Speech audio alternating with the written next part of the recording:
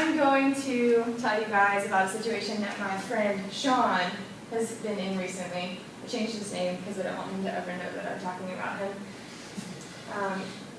Sean and I have been good friends since I was a sophomore in high school. He's 2 years older than me, and we're from the same friend group, the church. He's a believer, so we're on the same page with that.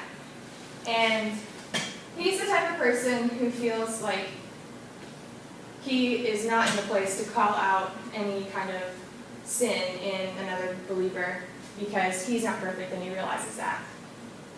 One particular sin that he has struggled in is sexual purity in relationships. Sean went through a terrible heartbreak about 5 years ago, and this is when he and I started to become good friends. He had sex with this girl that broke up with him, and he was a mess. And so that sin in particular, he would never say anything to anyone about it because he's messed up in that area and he doesn't feel like he has the right to say anything. I remember talking to him once about this couple that we went to church with. We'll call them Katie and Alan. And they had been dating for like 4 years, and they were probably going to get married or engaged at some point. And Sean had made the comment, "Oh, Katie and Alan, there's premarital sex going on all the time." And I was like, oh, I didn't ask how he knew that, because I don't know if he actually did that after fact, if he was just guessing. But what is the problem with what he just said? Sean was openly judging Katie and Alan for something that he may or may not know is actually happening with them. And if Katie and Alan really don't have a good relationship, is it Sean's place to say anything? Is it Sean's place to say anything to someone else? I don't know. What do you guys think there would be a more appropriate way to handle that situation of him knowing that information about Katie and Alan? What do you think would be more appropriate to do? Yeah, talk to me about that as a face-to-face in-person discussion. How would that help? If you can. Yeah. Right. If he has a relationship with them and like knows them and is able to approach them. And if not, I mean, it's kind of tough to disclose that to other people, and it's kind of hard to go around that, but maybe talk to like some of the elders or something. Yeah. One option that most people decide on is to call Katie and Alan out on what they're doing, condemning them into hopefully getting them to change. It seems like most people think this is the option that will get people to change the easiest. The other option is to not say anything in a lot of people's eyes because Sean doesn't feel like it's his place. Some people, especially Christians, don't want to appear critical or hypocritical, and so they don't say anything. But both of those options are judgmental. Why do we judge others? Because we want to fix people. And it also makes us feel better about ourselves. Those are kind of common sense answers to that question. Even though we might have good intentions, when we judge others, we're demonstrating that we care more about ourselves than the person that we're judging. If we really cared, we would want to take a different approach in helping them. Human judgment fails for 4 reasons, at least 4 reasons, I have 4 reasons. It doesn't flow from a heart of love. Mother Teresa famously said, "If you judge people, you have no time to love them." This is why people don't tolerate judgment. Love is the goal of the kingdom of God on earth. Jesus tells us to love people, to love our neighbor as ourselves, and to love the Lord. And when we're judging people, we don't have any room to love them. The second reason why judgment fails is because it takes a shortcut that bypasses a necessary step. When someone's in error, the first step toward change is for that person to recognize that there's something wrong that needs to be changed. When we judge others, we're forcing them to recognize their faults. And no one wants to be forced to recognize anything. In most human interactions, this isn't received well, and the person being judged feels attacked. The third reason why human judgment fails is that judgment is deconstruction without reconstruction. When we tear someone down in judgment, we leave them there to figure it out on their own. Condemning fails because it doesn't factor in the key ingredient for change is knowing how to change. And changing involves a long process of acknowledging a sin pattern, spiritual disciplines, the community of God, and the help of God. It's a lengthy and challenging process that isn't easy, and it can't be done alone. But when we judge someone, we're leaving them there to figure it out on their own. And the fourth reason why judgment fails is that our judgment maybe and often is wrong.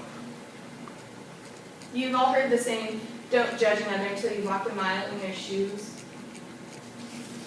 I would venture to say that that's wrong. I don't think that we should judge even if we have walked a mile in someone's shoes, because judgment isn't helpful, no matter who it's coming from. Our knowledge of another person's inner life is really limited. Just by looking at a person's external actions, there's no way of knowing what kind of things they faced in the past and their inner struggles.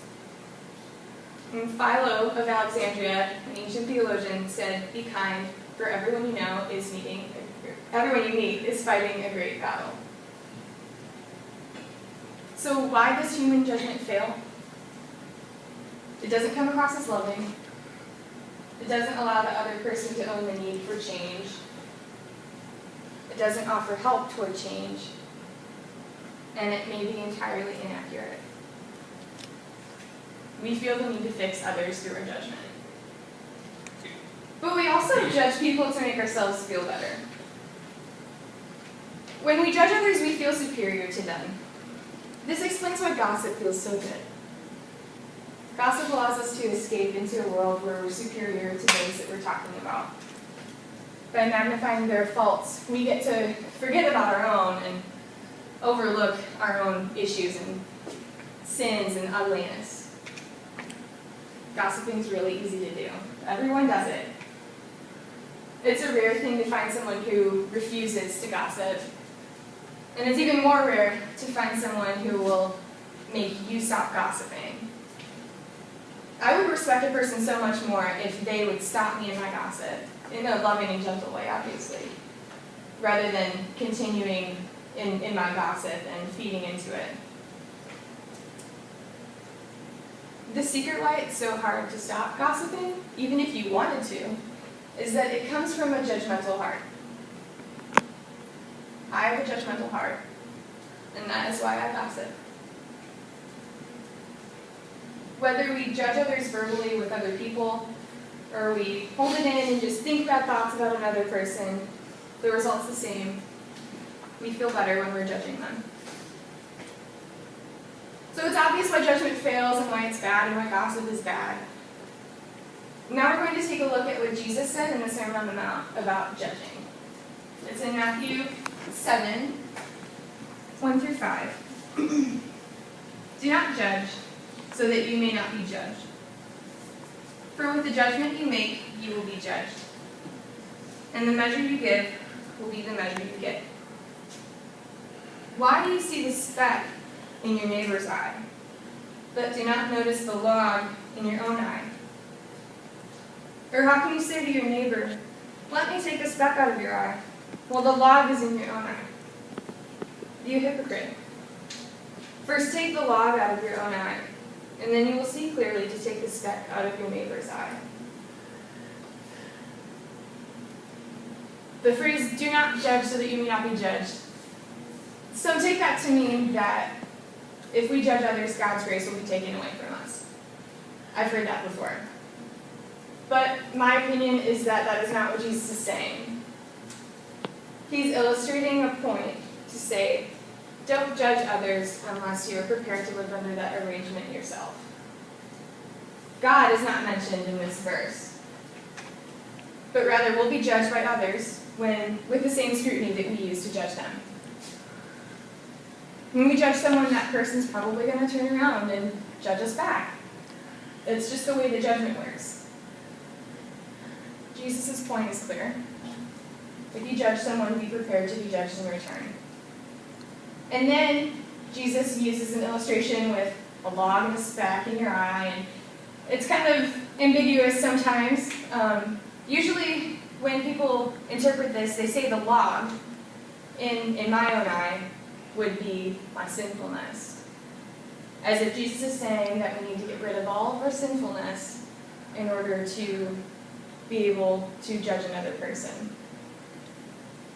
But we already discussed how judgment isn't helpful, no matter who it's coming from. And that would be going against all of Jesus' teachings on love. So what is the log supposed to represent? I think that the log is not our sinfulness, but it is the act of judging. Judging others makes it impossible to help them. Even if the intention is good, the method is wrong. Judging is not the way to help someone with a problem, because it blinds us from seeing a better way. That brings us to verse 6. If I can, there we go. Many people think that Matthew 7:6 is disconnected with the previous section on judging, because it says, "Do not give what is holy to dogs, and do not throw your pearls before swine, or they will trample them underfoot and turn to maul you." What's the interpretation that you guys have heard about this verse? Confused looks. Anybody? Okay. That verse is ignored. Yeah. I looked at my Bible and it's in a different paragraph. It's not connected with the previous section. It's not continued on. It's not in the same section as the next one either. What I've always heard is that this verse is saying, don't waste your wisdom and brilliance on dumb souls who won't understand it. But this would go directly against what verses 1 through 5 are saying. In other words, if that interpretation is correct, Jesus is saying, don't judge others. Don't waste your time on people who are unworthy. So what does it mean? I don't think that is what that means. This is a farming analogy. The swine is. Jesus' audience was often farmers. And so when they hear don't throw something at a pig, their mind and they think literally, don't feed this thing to a pig. Don't feed pearls to swine is what goes on in their head when they heard this. When Jesus says we shouldn't throw our pearls to pigs, he isn't saying that the pigs are unworthy, but that they can't digest pearls. Pigs won't eat them. So, do any of you have any experience in farming? We're in Tennessee. No, okay. I didn't think that you did. But put yourself in the place of a farmer. You have no food to feed your wild pigs. So you give it some pearls to eat because